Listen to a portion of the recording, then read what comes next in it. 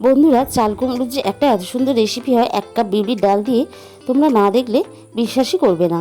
আমি এখানে একটা গোটা চাল কুমড়ো নিয়েছি এর জন্য। আর চাল কুমড়োটার অর্ধেক আমি কেটে ধুয়ে খুব ভালোভাবে পরিষ্কার করে এইভাবে মিহি করে কেটে নিয়েছি।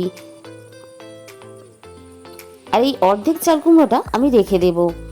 এবারে আমি একটা মিক্সি জারের মধ্যে একটা পেস্ট বানানোর জন্য আমি বিউলির ডালটা ঢেলে দিলাম।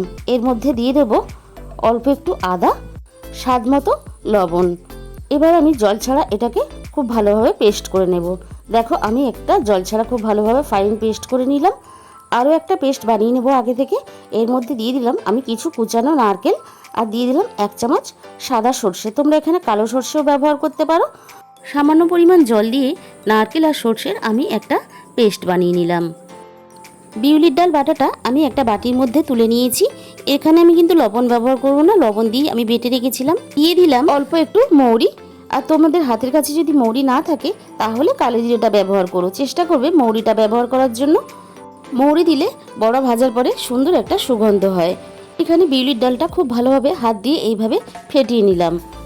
ডাল যত ফেটানো হবে বড়াগুলো তত সুন্দর হবে। এদিকে কড়াই খুব ভালোভাবে গরম হয়ে গেছে। আমি দিয়ে দিলাম পরিমাণ মতন সর্ষের তেল।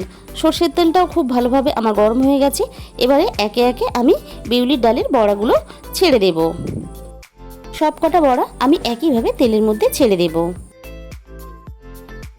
আজকের রেসিপিটা তোমাদের যদি ভালো লেগে থাকে অবশ্যই ভিডিওতে একটা লাইক করো, আর প্রচুর প্রচুর শেয়ার করো। আর যে সমস্ত নতুন বন্ধুরা আমার চ্যানেলে এসেছো তাদের কাছে আমার অনুরোধ রইল আমার চ্যানেলটাকে সাবস্ক্রাইব করে পাশে থাকার জন্য। এদিকে বড়াগুলো একটা সাইড খুব ভালোভাবে আমার হয়ে গেছে। আমি তাই বড়াগুলো আর একটা সাইড উল্টে পাল্টে এইভাবে ভেজে নেব। এই বড়াগুলো শুধু মুখেও খেতে অসম্ভব সুন্দর লাগে। আমার এখানে সবকটা বড়া খুব ভালোভাবে উল্টে পাল্টে ভাজা হয়ে গেছে। এবার আমি বড়াগুলোকে তুলে নেব।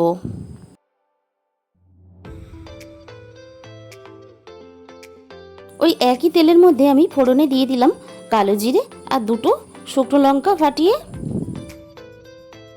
আর দিয়ে দিলাম 1/2 চামচ পরিমাণ হিং।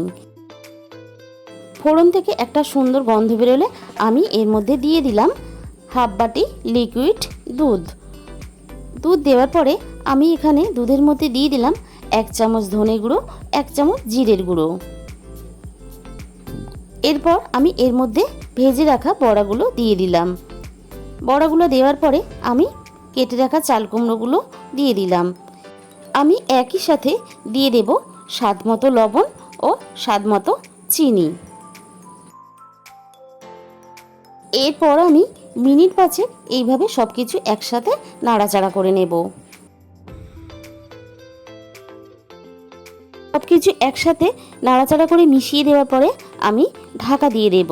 এই তরকারিতে আমি হলুদ দেব না। মিনিট 5 পরে আমি আবারও ঢাকা খুলে চেক করে নেব। দেখো, চাল কুমড়ো থেকে জল ছাড়তে শুরু করে দিয়েছে। এই কাজটা করার সময় আমি গ্যাসের ফ্লেমটা লোতে রেখে দিয়েছি। আর বড়াগুলো দেখো আমি একটু নিচের দিকে এইভাবে দিয়ে দেব যাতে বড়াগুলো খুব ভালোভাবে সিদ্ধ হয়ে যায় আরও। এবারে আমি ঢাকা দিয়ে আবারও ঢাকা খুলে চেক করে নেব। চাল কুমড়ো থেকে আবারও অনেকটা জল বেরিয়ে এসেছে। আমি কিন্তু এখানে এক্সট্রা কোনো জল ব্যবহার করব না। চাল কুমড়ো খুব বেশি আবার সিদ্ধও হয়ে গেলে তাহলে কিন্তু টক হয়ে যায়। আমি এখানে চাল কুমড়োটা চেক করে নিচ্ছি। খুব ভালোভাবে আমার এদিকে চাল কুমড়োটা সিদ্ধ হয়ে গেছে। বড়াগুলো খুব ভালোভাবে আমার এখানে সিদ্ধ হয়ে গেছে। তোমাদের খেয়াল রাখতে হবে চাল কুমড়ো থেকে যে জলটা বেরিয়েছে আমি কিন্তু সেই জল দিয়েই চাল কুমড়োটা সিদ্ধ করে নিলাম। এবারে যে আগে থেকে নারকেলের পেস্ট বানিয়ে রেখেছিলাম সেই পেস্ট আমি এখানে দিয়ে নাড়াচাড়া করে সমস্ত কিছু একসাথে মিশিয়ে নিলাম। এরপর আমি এখানে দিয়ে দেব স্বাদ মতো ঘি। তোমরা ঘিটা নিজেদের মতন করে ব্যবহার করো। নিরামিষ তরকারি তাই একটু ঘি দিলে খেতে খুবই ভালো হয়। আর দিয়ে দিলাম 1/2 চামচ পরিমাণ গরম মশলার গুঁড়ো। আমি আবারও এখানে সব কিছু খুব ভালোভাবে একসাথে মিশিয়ে নিলাম। আমার রেডি হয়ে গেল এখানে নিরামিষ চাল কুমড়োর সাদা তরকারি। এটা কিন্তু আমরা জন্মাষ্টমীতে ঠাকুরের ভোগ হিসেবে দিতে পারি। তাহলে আজকে এই পর্যন্ত, দেখা হবে অন্য কোনো একটা রেসিপির সাথে। একদিন বাড়িতে বানিয়ে আমাকে কমেন্টের মাধ্যমে জানিও কেমন হয়েছে। সবাই সুস্থ থাকবে, ভালো থাকবে।